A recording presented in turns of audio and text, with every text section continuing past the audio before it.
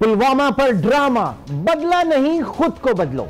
जी हां, यह मशवरा है भारतीय हुकूमत को, भारतीय मीडिया को और भारतीय जनता को। अस्सलाम वालेकुम, मैं हूं इमरान सुल्तान। नाज़रीन, 14 फरवरी को मकबूजा कश्मीर के इलाके पुलवामा में काबिज भारतीय फौज के काफिले पर हमला हुआ, जिसमें 40 से ज्यादा भारतीय सिक्योरिटी फोर्सेस के लोग जान से गए। भारत ने इसे मकबूजा कश्मीर की तारीख में अपनी फोर्सेस पर होने वाले हमलों में सबसे बड़ा और बुरा हमला करार दिया। हमले के बाद जंगी जुनून में मुब्तला भारतीय हुकूमत ने इसे अपनी इलेक्शन मुहिम चलने से इनकार कर दिया। भारतीय मीडिया की हिजान अंगेजी खुद करे और खुद अब तो भारतीय बोल रहे हैं कि और अपने लोगों को बाकायदा मशवरा देने लगे कि होश के नाखून लें, ये जानने की कोशिश करें कि ऐसा क्यों हुआ, कैसे हुआ और ऐसा हमला आइंदा ना हो, इसके सद्देबाब के लिए हमें क्या करना चाहिए। लेकिन भारतीय हुकूमत की नाकाम पॉलिसियों पर बात करने और सवाल उठाने पर ऐसी हर आवाज को गद्दार करार रहा है। इसी तमाम सूरत हाल पे हम बात करेंगे। इस वक्त अपने गेस्ट पैनल का आपसे तारुफ करवाता चलूँ। इस वक्त हमें ज्वाइन किया है अमजद शुएब, दिफाई तजियाकार। अमजद शुएब साहब, बहुत बहुत शुक्रिया, आप हमारे साथ इस वक्त मौजूद हैं। साबिक गवर्नर सिंध मोइनुद्दीन हैदर साहब भी हमें ज्वाइन करेंगे और इस्लामाबाद में बल्कि हमें ज्वाइन किया है। बहुत शुक्रिया हैदर साहब, आप भी इस वक्त हमारे साथ मौजूद हैं। और नाज़रीन, इस्लामाबाद स्टूडियो में हमारे साथ मौजूद हैं अल्ताफ भट्ट साहब, आप हुर्रियत रहनुमा हैं। मोइनुद्दीन हैदर साहब, ये जो पिछले 14 तारीख से हम देख रहे हैं कि एक ड्रामा मचा हुआ है, एक हिजान अंगेजी जो है वो भारतीय मीडिया की तरफ से देखी जा रही है और अब तो उल्टी चाल उनकी हुकूमत के ऊपर पड़ गई। अब तो बाकायदा बड़े कड़े सवाल जो है सिक्योरिटी कंसर्न्स के हवाले से खुद मोदी सरकार से पूछे जा रहे हैं। आप क्या तजिया पेश करेंगे इनिशियली इस वाक़े का? जी हाँ, ये अफसोसनाक वाकया जो वहाँ पेश आया और 44 जानें चली गईं, हिंदुस्तान को सोचना चाहिए ऐसा क्यों हुआ और क्यों कश्मीरी जो है वो तंग पड़ के अपनी जान का नजराना पेश करने पर मजबूर हो गए हैं, क्योंकि सारा साल से तो वो पत्थर से और बाकी नारों से काम चला रहे थे और गोलियां खा रहे थे और पैलेट गन्स के बर्दाश्त कर रहे थे जख्म। लेकिन अचानक क्या हुआ, वो यही है कि भारत ने वहां पर जो जुर्म के पहाड़ तोड़े हुए हैं और किसी तरीके से उसमें कमी नहीं ला रहा, बल्कि उसमें और बढ़ावा कर रहा है और नई फोर्सेस इंडक्ट कर रहा है, ताजा दम दस्ते ला रहा है। और वो उनका ख्याल ये है कि जितनी वो ताकत इस्तेमाल करेंगे उससे ये कंट्रोल में आएंगे, उतनी ही सूरत हाल काबू से बाहर निकलती जा रही है। अब दुनिया इस तरह मुतवज्जा हो गई है, ह्यूमन राइट्स वाले भी भारत की बातों को दुनिया में हाईलाइट कर रहे हैं।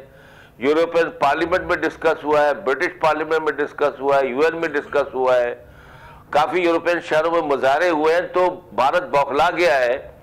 और अब ये जो वाकया पेश आया है, उन्हीं का अपना आदमी जहां पर ये वाकया पेश आया है उसका फौरन इल्जाम पाकिस्तान पे थोप देना और फिर ऐसे स्टेप्स उठाना जो कि कोई पागलपन की हद को छू रहे हैं कि क्रिकेट नहीं खेलेंगे तो बोर्ड उतार दो।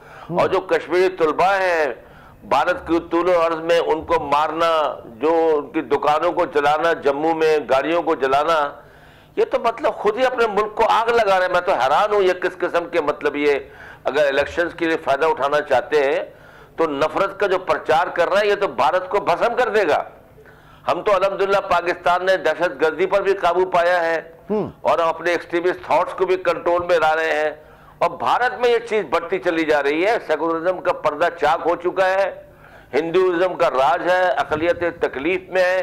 कहीं पर सुना है, सोचते होंगे यूरोप वाले, अमेरिका वाले, कि भाई कोई अगर बीफ खा लेता है या गाय तो वाजिबुल कत्ल करार दे, उसको मार डाला जाए। ये अजीब सिलसिला है। तो अपनी भारत जो है खुद ही लाइमलाइट में आकर खुद अपनी बहुत जगह हसाई करा रहा है।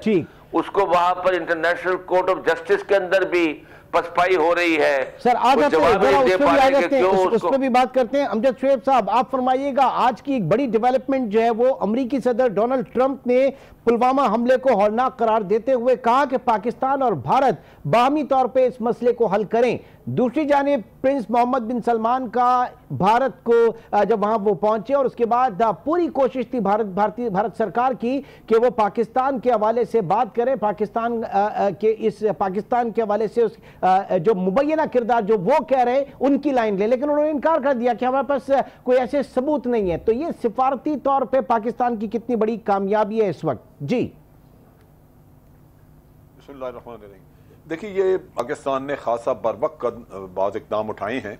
एक तो यहाँ पे जो गैर मुल्की सफ़ीर थे, ख़ास तौर पे P5, उनकी ब्रीफिंग स्कीम, फिर ये कि यूनाइटेड नेशन के सेक्रेटरी जनरल को ख़त लिखा, फिर यहाँ मोहम्मद बिन सलमान आए हुए थे, ब्रीफिंग्स दी और उनको बताया, क्योंकि अंदाज़ा था कि ये जब इंडिया जाएंगे तो इनसे इस तरह का काम करवाने की कोशिश की जाएगी। तो ये जो बरवक्त इक़दाम उठाए, उससे लाजमन ये बेहतरी आई कि जो यकतरफा भारत का नैरेटिव हर तरफ कबूल किया जा रहा था, उस पर फिर थोड़ी रुकावट हुई और अब भारत के लिए थोड़ा मुश्किल हो रहा है, क्योंकि उसको वो सपोर्ट नहीं मिल रही जो शुरू में फौरी तौर पर इल्ज़ाम आयद करने के बाद नजर आता था कि उसको मिल रही है। दूसरी बात यह है कि हम जैसे अभी मोइनुद्दीन हैदर भी कह रहे थे, जनरल साहब ने जो बात की वो मैं तायद करता हूं। एक वक्त होता है कि आप समझते हैं कि मेरी जिंदगी है, मैंने जीना है, मैं इस जिंदगी से ज्यादा कीमती किसी चीज को नहीं समझता। लेकिन एक वक्त आता है कि आपकी तजलील की जाए, आपके ऊपर बर्बरियत की जाए, जुल्म के पहाड़ तोड़े जाएं।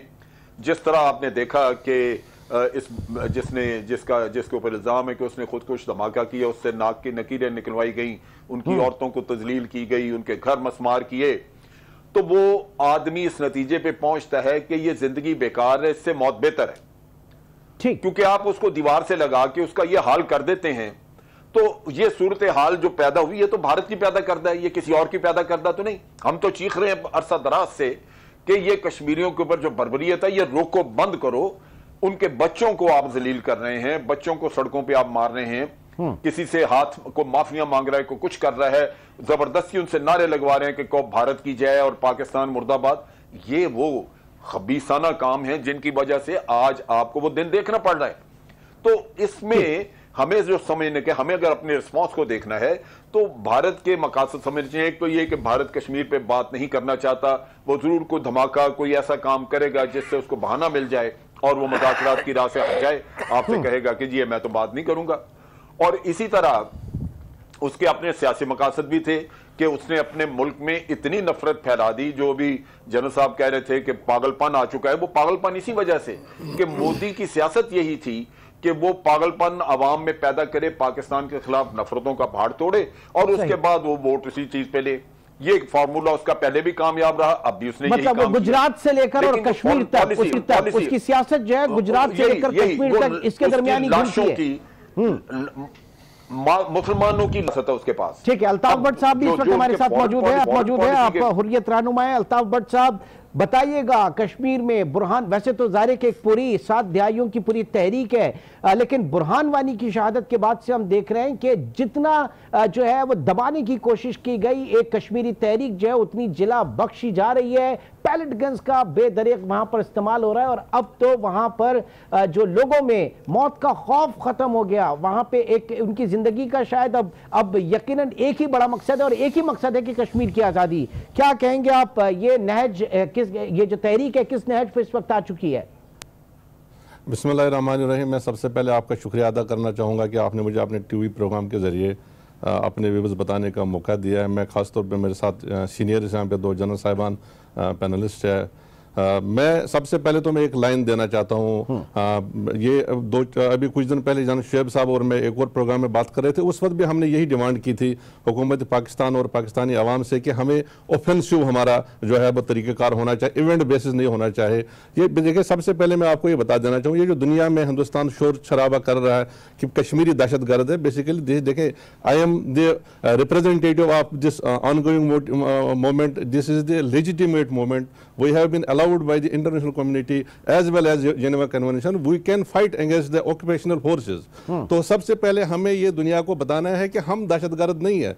दहशतगर्द अगर है वो हिंदुस्तानी फोर्सेज है, हिंदुस्तान की एजेंसीज है जिन्होंने पिछले 70 साल से, खास तौर पे पिछले 31 साल से और ये पिछले 8 साल से बुरहान वानी की शहादत के बाद से आप देखें दहशतगर्दी वो कर रहे हैं, वो हमारे बच्चों को नाबीना कर रहे हैं। 18 माह की बच्ची की उन्होंने आंखें छीनी है, वो हिब्बा आप इस दुनिया, खूबसूरत दुनिया को जिसके लिए अल्लाह ताला ने उसको पैदा किया था, इस खूबसूरत दुनिया को वो नहीं देख सकती है। उनकी फौज, उनके दहशतगर्द हिंदवाना जहन के जो बीजेपी के जो वहाँ पे सेवक संघ के, बजरंग दल के जो लोग हैं, जो हमारे तुलवा को जो उनके कॉलेजेस में, स्कूल्स में वहाँ पढ़ने के लिए जाते हैं, स्कॉलरशिप्स पे वो उनको लेके जाते हैं और वो आज उनको वहाँ मारपीट कर रहे हैं, उनको कत्ल कर रहे हैं, उनको धमकी दे रहे हैं। तो बेसिकली उनको ये सोचना चाहिए कि ये 70 साल से जो उन्होंने दहशतगर्दी की है, दहशतगर्दी करके हमें जो दबाने की कोशिश की है, तो वो आज तक इसमें नाकाम है। उन्होंने जितने भी हरबे इस्तेमाल किए हैं तो वो इसमें नाकाम है। और मैं आज इस आपके प्रोग्राम की वसातत से पूरी दुनिया को बता देना चाहता हूँ, हिंदुस्तान के सामने ये वाजिया है। देखिए ये चूंकि उन्होंने आज ये ड्रामा नचाया है, देखें मैं I am one of the, मैं इसमें खुद इसमें इन्वॉल्व रहा हूँ। और ये जो जनशेब साहब ने बात की है, जब पानी सर से गुजरने लगता है, कोई भी दुनिया का इंसान हो तो वो कुछ भी करने के लिए तैयार हो जाता है। ये जो फिदाई जब इसलिए तैयार हो जाता है जब उसकी मां बहन, उसके घर को बर्बाद किया जाए और उसकी बात ना सुनी जाए और वो हक पर मबनी बात हो, हक की खुद इरादियत की बात हो, जिसको यूनाइटेड नेशन ने तस्लीम किया है, हिंदुस्तान और पाकिस्तान की क़यादत की मौजूदगी में तस्लीम किया है। हिंदुस्तान के साबिक़ा वज़ीर आज़म ने श्रीनगर में ऐलान किया कि हम कश्मीरियों से पूछेंगे। जंग रोकने के लिए उन्होंने एक डोंग रचाया, एक उन्होंने धोखा दिया। वो जब तक इस चीज़ को एड्रेस नहीं करेंगे तो उनको ये जो दहशतगर्दी, जो उन्होंने एक बहुत बड़ा दावा है कि ये हमारी बहुत बड़ी जमहूरियत है, कहाँ है वो जमहूरियत? आप ये पिछले 5 दिन के ये जो 40 लोग की ये बात कर रहे हैं, इससे 2 दिन पहले वहां पे स्कूल में 40 बच्चे जख्मी हो गए।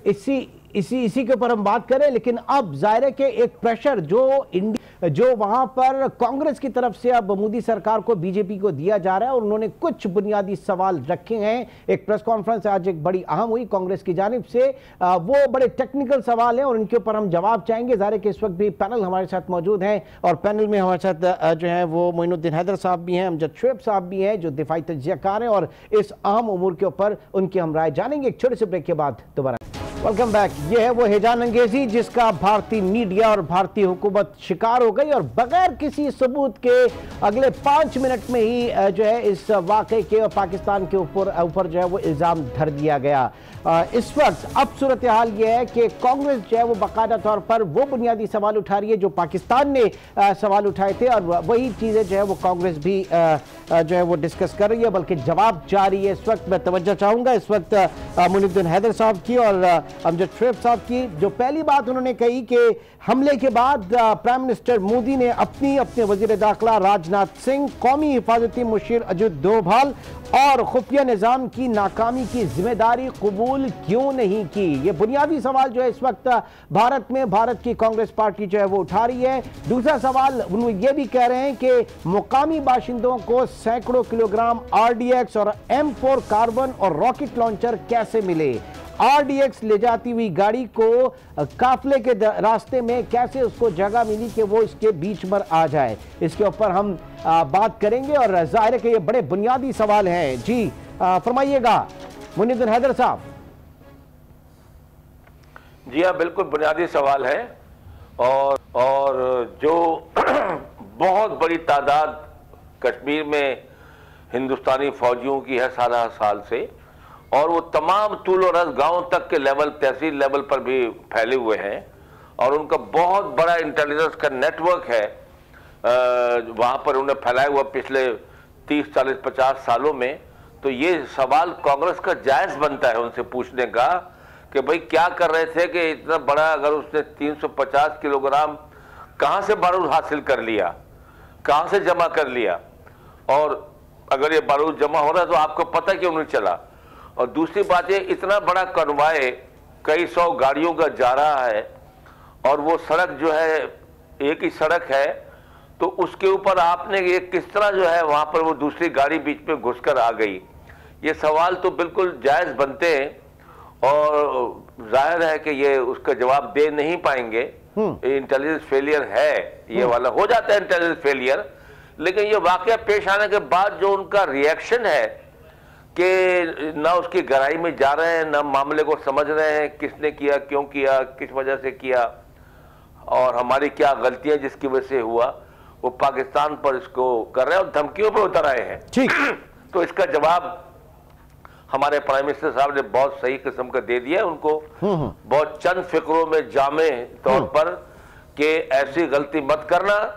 कभी जो कहते हो, अब ये इस वक्त मोदी साहब फंस गए क्योंकि उन्होंने अपनी कौम को बताया कि मैंने अपनी फौज को इख्तियार दे दिया है कि आप जो मर्जी एक्शन करें। अव्वल तो ऐसी बात प्राइम मिनिस्टर को नहीं कहनी चाहिए, क्यों इख्तियार दे रहे हो भाई किसी को।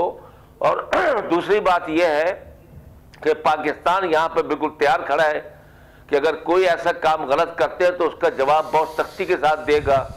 तो मोदी साहब ये फंस गए हैं कि वो अब क्या करेंगे। ठीक। और मेरा ख्याल है जिस तरह पहले इन्होंने कहा था हमने सर्जिकल स्ट्राइक की है, झूठी फ्रॉड, जिसका किसी को पता ही नहीं, ना हिंदुस्तानियों को पता है ना पाकिस्तान के किसी गांव वालों को पता है कि यहाँ कोई इंडियंस आए थे। तो इसी किस्म का कोई जाली किस्म की कार्रवाई कर देगा कि अगर देखो जी मैंने सर्जिकल स्ट्राइक एक और कर दी है।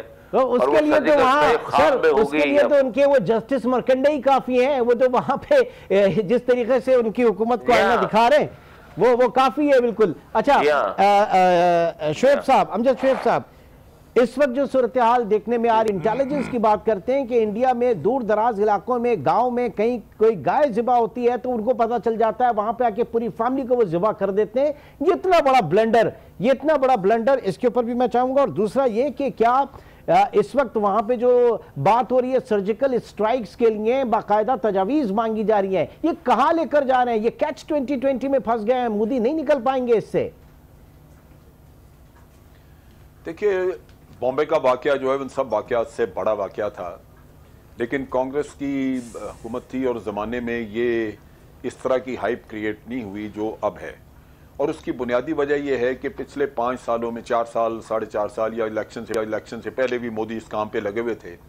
उसने सिर्फ नफरतों के बीज बोए वहाँ पे, और नफरतों में भी ख़ास तौर पे हिंदुत्व को फ़रोग़ दिया। और नफरत जो थी वो आप कह लीजिए कि माइनॉरिटीज़ के ख़िलाफ़, ख़ुसूसन मुसलमानों के ख़िलाफ़, उसमें गाय रक्षा भी आ गई। और भी जहाँ जहाँ कोई बहाना मिल सका, कहीं मंदिर का किस्सा है, कहीं वो आप देख लीजिए कि ये गाय या कोई भी किसी के हाथ अछूत का मसला आ गया, ये दलित वगैरह उनका भी, ये सारा नफरतों का खेल इस मोदी ने खेला।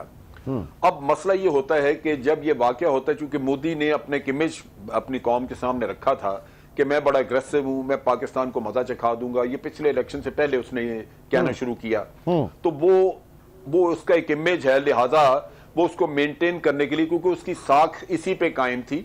खुद उसने जो विकास की बातें करता था और मेड इन इंडिया वगैरह, वो तो हो नहीं सका। अब इस चीज को उसने ज्यादा बढ़ावा दिया। जब उड़ी का वाकया हुआ था तो उस वक्त भी उसने इसी तरह हाइप क्रिएट की, फिर वो उस हाइप क्रिएट करने के बाद फंस गया, क्योंकि अवाम की तवक्कुआत हो गई कि जी पाकिस्तान को कोई सबक सिखाया जाएगा। वो उसकी मजबूरी बन गई और सबक सिखाने की वो कोई ऐसी हिम्मत नहीं थी, लिहाजा वो एक ड्रामा रचाया गया सर्जिकल स्ट्राइक का। अब पहले से ज्यादा वो तमाशा खड़ा कर बैठा है, अब मजबूर है, खुद असीर हो चुका है उसी अपने नैरेटिव का, क्योंकि अब अवाम की तवक्कुआत मौजूद हैं। वो मोदी साहब से सवाल करेंगे कि आपने तो कहा था कि मैं ये कर दूंगा वो कर दूंगा, अब हो क्यों नहीं रहा। तो उसकी मजबूरी बन गया कि उसने कुछ ना कुछ करना है।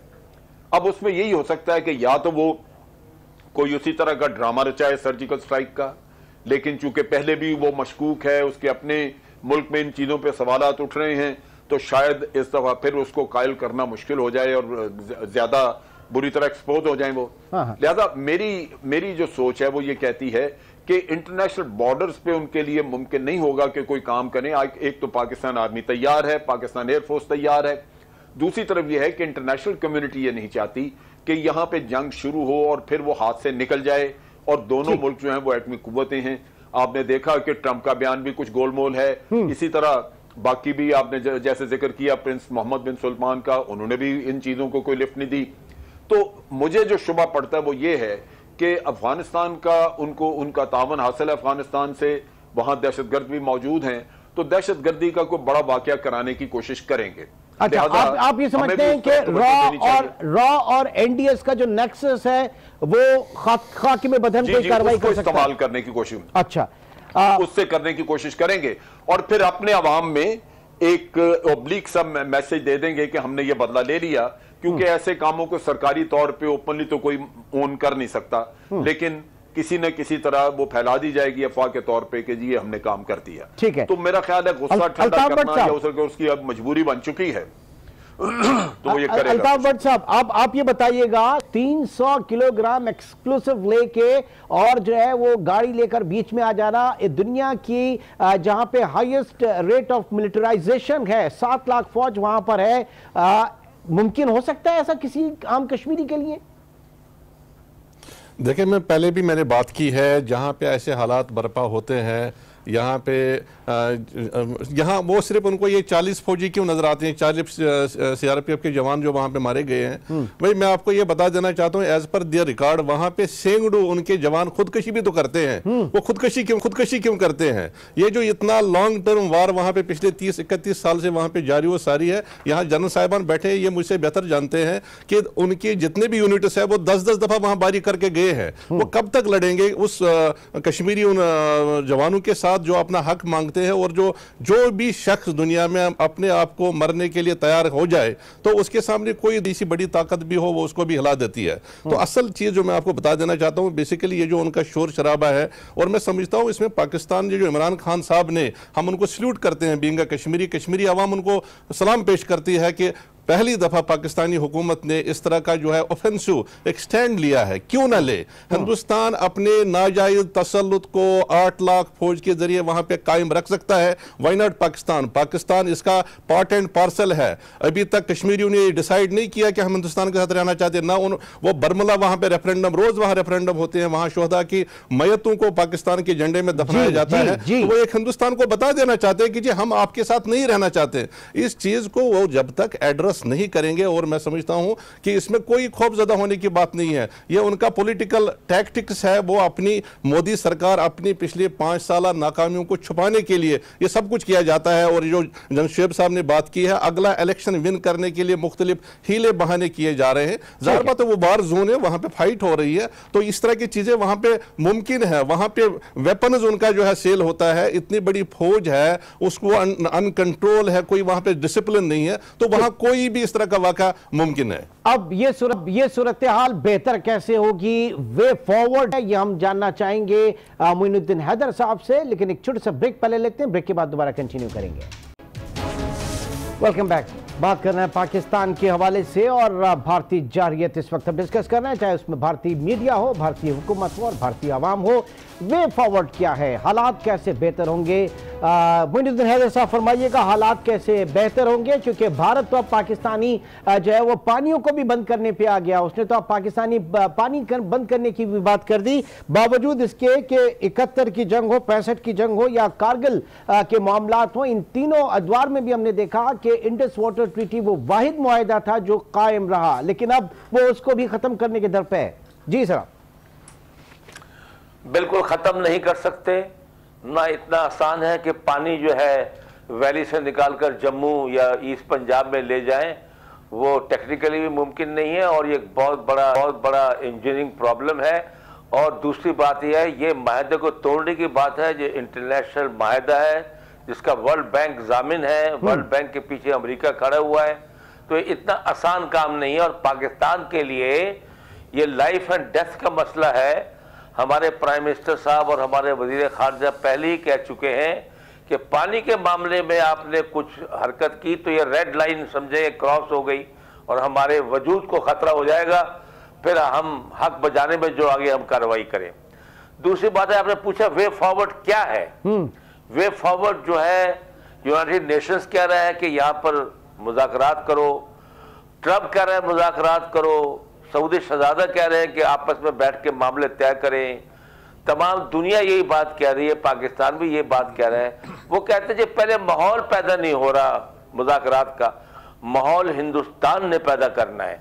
कल वो ऑर्डर करे कि तमाम लोग जो कश्मीर में इतने लाख की फौज है अपनी बैरकों में चली जाए, अपने कैंपों में चली जाए, गोलियां चलाना बंद कर दें और वहां पर अमन कायम कर दें और नॉर्मल लाइफ जो है वो रिज्यूम करें, दुकानें खुल जाएं, कर्फ्यू हट जाए, माहौल पैदा होना शुरू हो जाएगा। जो आपने बस श्रीनगर मुजफ्फराबाद बंद की है और जो ट्रक्स आपने रोके हैं बॉर्डर पर, उनको बोले दोबारा से वो शुरू करें, 1 हफ्ते में माहौल बन जाएगा।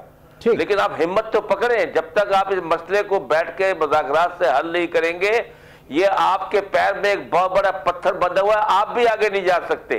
आप भी आगे तरक्की नहीं कर सकते। ठीक। और ये खित्ता जो है ये हमेशा या जंगो जदल और लड़ाई झगड़े ही रहेंगे, और तरक्की जो है वो इतनी तेजी के साथ नहीं हो सकेगी जिस तरह होनी चाहिए। तो ये मुज़ाकरात ही वाहिद रास्ता है, और इसी के लिए दुनिया को हिंदुस्तान पर दबाव डालना चाहिए। बहुत बिल्कुल बता कहा कि मुज़ाकरात ही वाहिद रास्ता है इस चीज को आगे लेके चलने का। मोइनुद्दीन हैदर साहब, आपका बहुत बहुत शुक्रिया हमारे लिए वक्त निकाला। आ जाते हैं अमजद शुएब साहब। अब ज़ाहिर है कि एक चीज बड़ी जो है वो बात हो गई यहाँ पे कि ये जो आबी जारियत की अब जो बात की है भारत ने, इसके ऊपर भी इसे हजीमत का जो है वो उठानी पड़ेगी, क्योंकि ये इतना आसान काम नहीं है, और ये अगर होना होता खुदा ना खास्ता तो ये पिछली 3 जंगें हो चुकी हैं, ये वहीं कहीं हो चुका होता। तो ये भी इंटरनेशनल जो गारंटियर्स हैं वो खड़े हुए होंगे, और अब जो इंटरनेशनल पावर प्लेयर्स हैं उनको आगे बढ़ना है इस सिचुएशन को सही करने में। अमजद साहब देखिए, बात यह है कि ये एक इंटरनेशनल चूंकि एग्रीमेंट है और ज़ामिन भी इंटरनेशनल है, तो पाकिस्तान हक रखता है कि इस पे अगर हमें कोई शिकायत है तो हम उसको अक़वाम मुत्तहिदा में इस केस को उठाएं, और अक़वाम मुत्तहिदा को ये बताया जाए वर्ल्ड बैंक के साथ कि ये अगर इसमें कोई हमारे साथ बेइंसाफ़ी हुई तो लाज़मन उसके नताइज फिर भारत भी भुगतेगा। अब चीज़ यह है कि ये सारे दरिया जो हमारे पास आते हैं, ठीक है भारत से गुजरते हैं, लेकिन आप ये भी ज़हन में रखिए कि चाइना से भी दरिया आता है, जो कि 2 दरिया आते हैं जो भारत में जाते हैं। एक तो इंडस है और दूसरा उधर ब्रह्मपुत्र है जो उस तरफ से जाता है। उनका पानी अगर चाइना रोक दे तो ये इनका रिएक्शन क्या होगा? ये इनके जो इस तरह की सोच है वो तब हो अगर सारे दरिया इन्हीं के अंदर से भारत से ही उठ रहे हो, निकल रहे हो, तो फिर तो कोई कह सकता है आदमी के जी इनका सर फिर गया है, इनका दिमाग चल बसा है, लेकिन खुद ये जानते नहीं है कि इनका भी पानी रोका जा सकता है। तो ये इस तरह की हरकतें जो कमीनी हरकतें हैं, वो इनका जहन सोच तो सकता है, लेकिन मेरा नहीं ख्याल कि अक़वाम आलम इस चीज पे इनकी तायीद करेंगी और इनको अमल करने देंगी। ठीक है अल्ताफ भट्ट साहब, अल्ताफ भट्ट साहब, आपको कितनी उम्मीद हो चली अक़वाम आलम से, बड़े बड़े जो पावर प्लेयर्स हैं उनसे, कि अब ये जो तहरीक जो बुरहान वानी के बाद जिसने एक नई जिला बख्शी है, ये मामला जो है हतमी एक उसकी तरफ जाएंगे? देखिए, एक तो इस पे मैं बात करूंगा, लेकिन ये पानी के हवाले से मैं कम से कम अपने पाकिस्तानी अवाम और पाकिस्तानी बहन भाइयों को ये बता देना चाहता हूँ, इंटरनेशनल कानून अपनी जगह पे वो उनको रोकते हैं नहीं रोकते हैं। हम हिंदुस्तान को आप बता दें, ये कश्मीर का एसेट है, ये पानी मैक्सिमम पानी कश्मीर से आता है। वो अपने सिक्योरिटी फोर्सेज को जिनको हमारे कब्जे के ऊपर वहाँ पे मामूर किया, उनको बचाएं। वो हमारे पानी को क्या रोक सकते हैं? ये उनके बाप की जागीर नहीं है। जहाँ तक बात है, अब आप इंटरनेशनली कहते हैं, मैं हाल ही में यूके से होके आया हूँ, मैं आपको बता देना चाहता हूँ, यकीनन बुरहान वानी की शहादत के बाद से दुनिया ये मान चुकी है this is the indigenous movement, ये कश्मीरियों की अपनी तहरीक है। आप कल का वाक़या देखिए, यूरोपियन पार्लियामेंट में घंटों की वहाँ पे हेयरिंग हुई है, और मेरी इतला के मुताबिक वहाँ पे सिंगल एक MEP जो कि फ्रेंड्स ऑफ इंडिया का चेयरमैन है, उसने वहाँ पे सिर्फ और सिर्फ कश्मीर काज की मुखालफत की है। आप UK पार्लियामेंट देखिए, वह हमारे साथ खड़ा हो चुका है। दुनिया भर के इदारे, आज ये जो ट्रंप ने भी बात की है कि जो मुज़ाकरात अदरवाइज मुमकिन है, अगर उनको कोई इसमें शक शुबा होता तो वो फौरन पाबंदी की बात कर लेते। मोहम्मद बिन सलमान जो हमारा मोअज़्ज़ज़ मेहमान यहाँ से होके गया, उन्होंने उनको वाज़ेह तौर पे बताया, ये अब दुनिया मान चुकी है कि यह हक खुद इरादियत की बात है, तहरीक है जो कश्मीरियों की अपनी तहरीक है। और मैं समझता हूँ कि इसमें वे फॉरवर्ड जो है,